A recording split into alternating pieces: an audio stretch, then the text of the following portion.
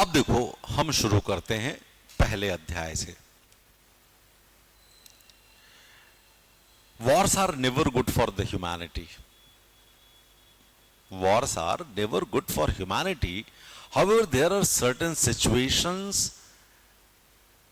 emerge when the wars become inevitable. To protect religion, culture, justice and peace. युद्ध कभी भी अच्छे नहीं होते, हमेशा विध्वंसकारी होते हैं। लेकिन फिर भी कई बार युद्ध इसलिए जरूरी होता है ताकि हम धर्म, संस्कृति, न्याय और शांति की स्थापना कर सकें। तो युद्ध का भी ऑब्जेक्टिव कैसा है? प्रथम अध्याय में ऑब्जेक्टिव ऑफ वॉर क्या है? हमको क्या स्थापित करना है? धर्म, संस्कृति, न्याय, शांति, रिलीजन, कल्चर। ठीक है, तो इस समय जो हम उससे बात नहीं करेंगे कि पहला श्लोक क्या है, धर्म क्षेत्रे कुरुक्षेत्रे समवेता युत्सव मामका पांडवाश्चैव किम कुर्वतु संजय। इससे हमें मतलब नहीं कि वो पूछते हैं धृतराष्ट्र संजय से कि भैया वहां क्या क्या हो रहा, कौन कौन खड़े हो रहे हैं, उससे क्या होगा। तो इससे हमें बहुत फर्क नहीं पड़ता है। लेकिन जो कृष्ण ने इसमें कहा है इस अध्याय में, वो समझने लायक है। ठीक है, क्योंकि अर्जुन विषाद योग है ये, और हमको पता है कि अर्जुन एक डिलेमा से गुजर रहे हैं, एक दुविधा से गुजर रहे हैं कि यदि हम युद्ध जीत भी लेते हैं और अपने बंधु बांधवों को मार भी देते हैं तो हम क्या कर लेंगे, किस पर हम शासन करेंगे और क्यों शासन करेंगे। तो यहां पर जो अर्जुन से डिजेक्शन है, विषाद है, उसको दूर करने का काम कृष्ण ने किया है। और ये विषाद हमारे अंदर भी होता है, और जब आप शासन प्रशासन में होंगे तब भी ये होगा। और इसलिए ये जो चैप्टर है हमारा, it is to eradicate moral and ethical dilemma. ये किसके लिए है? मोरल एथिकल डिलेमा को दूर करने के लिए है कि नहीं है? तो अब हमारे डिलेमा कहां कहां है और किस किस डिलेमा को कृष्ण ने अर्जुन को समझाया है। पहला डिलेमा है dilemma between duty and emotions, कर्तव्य और भावना के बीच में संघर्ष है कि नहीं है? कर्तव्य क्या है अर्जुन का? युद्ध लड़ना। क्षत्रिय हैं, गांडीवधारी हैं, अच्छे धनुर्धर हैं और युद्ध में खड़े हुए हैं, तो कर्तव्य तो वही है। लेकिन डिलेमा कहां है? इमोशंस के बीच। सामने कौन खड़े हैं? सामने खड़े हैं भीष्म, सामने खड़े हैं द्रोण। खड़े हैं कि नहीं खड़े हैं? सामने खड़े हैं भाई, बंधु बांधव। तो अब क्या करना चाहिए? क्या हम अपने बड़ों को और अपनों को ही मार दें? क्या ये ड्यूटी है? ठीक है, तो ये जो कॉन्फ्लिक्ट है, इस कॉन्फ्लिक्ट के बारे में बात की गई है। यदि आप अच्छे के लिए युद्ध करते, मैंने पहले ही बोला है, if you are trying to restore religion, culture, justice and peace, and if the war is inevitable, go for the war। और ये हमारे आंतरिक युद्ध भी हैं, हमारे भीतर के भी युद्ध हैं। है हमारे भीतर के युद्ध। हमारा कर्तव्य कुछ और है और हमारी भावनाएं कह रही हैं पैसा कमा लो। ये वासना है ना? ये विषय के प्रति हमारा विशेष स्नेह है। हम मटेरियलिस्टिक हो रहे हैं और आप हो रहे हैं प्रशासक। प्रशासक की ड्यूटी क्या है? कि जनता का भला हो, सबका कल्याण हो।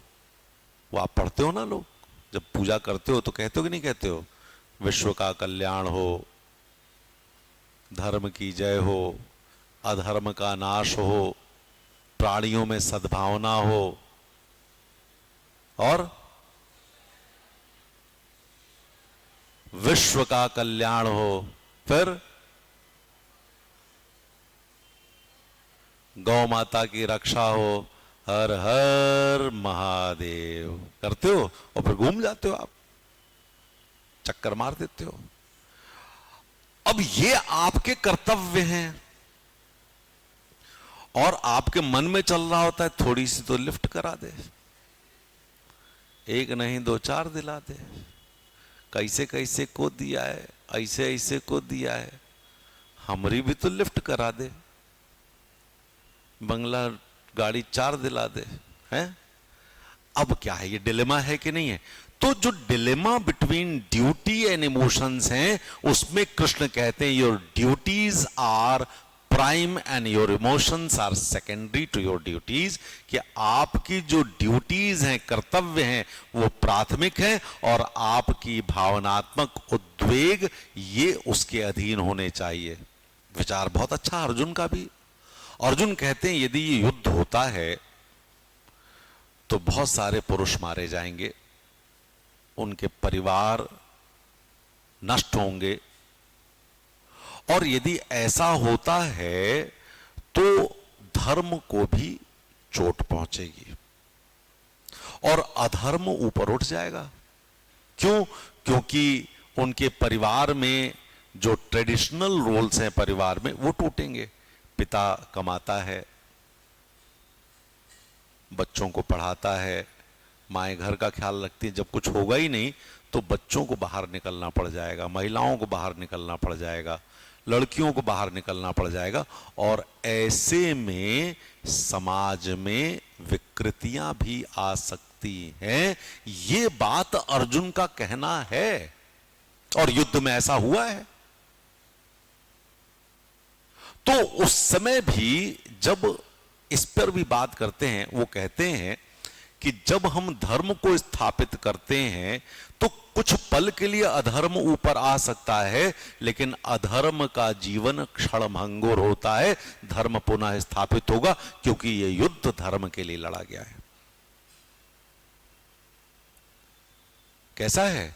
अधर्म is ephemeral, it may rise, but since the dharm is more potent, the adharm will subside gradually। Ephemeral का मतलब होता है क्षणभंगुर। अधर्म कितना होता है? क्षणभंगुर होता है कि नहीं? आप जब भी कोई काम ऐसा अधर्म वाला करते हो तो थोड़ी देर करके अलग हो जाते हो, भाई बस हो गया, नहीं नहीं नहीं नहीं, कोई देख तो नहीं रहा। तो जब धर्म की बात होती है तो धर्म हमारा गाइडिंग लाइट होता है, ठीक है? फिर एक मोरल डिलेमा ऑफ वायलेंस भी है कि हिंसा का नैतिक दुविधा भी है।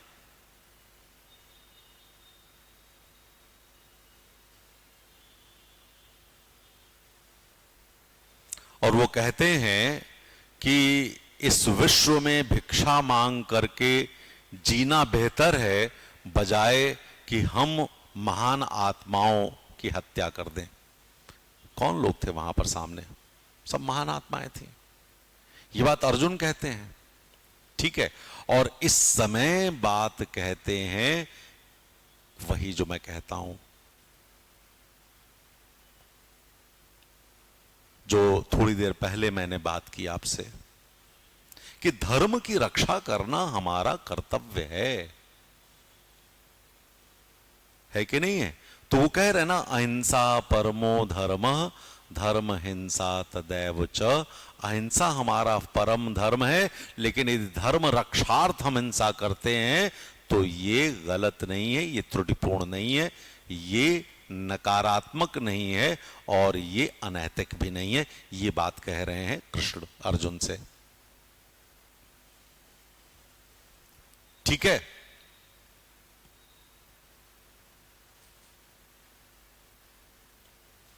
तो इसलिए यदि हम प्रथम अध्याय को देखें तो प्रथम अध्याय कहता है कि धर्म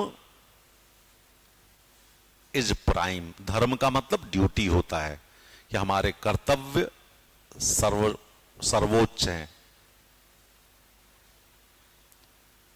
then think about long term consequences of action.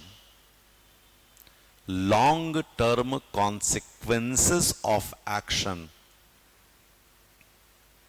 जिसको हम फिलॉसफी में बोलते हैं टेलियोलॉजिकल। याद आ गया? याद आ गया कि नहीं आ गया? टेलियोलॉजिकल अप्रोच है इसमें। Next point, bring equilibrium between personal ethics and social obligations. व्यक्तिगत नैतिकता और सामाजिक उत्तरदायित्व के मध्य संतुलन स्थापित होना चाहिए। और सबसे बड़ी चीज यह है कि Krishna gave emotional stability and intelligence to Arjun. इसके द्वारा कृष्ण ने अर्जुन को भावनात्मक स्थिरता और भावनात्मक संवेग दिया। तो अब आप देखो, हमारे जीवन में बहुत सारे नैतिक दुविधाएं होती हैं। उन दुविधाओं को दूर करने का काम गीता का प्रथम अध्याय करता है। ये बात आप ध्यान रखिएगा। हो गया कि नहीं हो गया? अब प्रथम अध्याय तो सिर्फ इतना ही है। आपने पढ़ा होगा प्रथम अध्याय कि अर्जुन की सिर्फ दुविधाओं को दूर करते हैं। ये भी कर लो, ये भी कर। अर्जुन कितना बढ़िया समझाते होंगे। कृष्ण कितना बढ़िया समझाते होंगे, कितना बढ़िया परसुएसिव कम्युनिकेशन होगा कि अर्जुन खड़े हो गया, हो भैया आओ, कौन आ रहा है, एक एक को चुन चुन के मारेंगे। है ऐसा कि नहीं है?